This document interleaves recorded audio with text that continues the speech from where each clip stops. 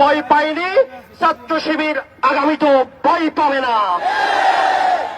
একই সাথে বর্তমান সময়ে বিএনপি এবং জামাত ইসলাম তাদেরকেও সতর্ক করছি, আপনারা কোন সন্ত্রাসী গ্রেফতার হওয়ার পরে যে সুপারিশ করেন, এই সুপারিশ বন্ধ করেন।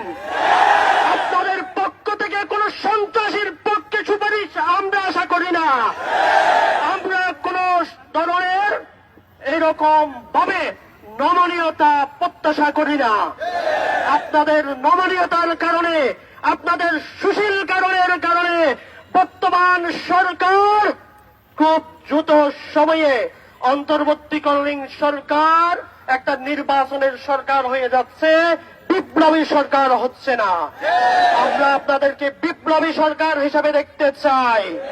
আগামী দিনে ছাত্র শিবিরের ঘোষিত সকল কর্মসূচিতে আপনাদের অংশগ্রহণ প্রত্যাশা করে আমার বক্তব্য এখানে শেষ।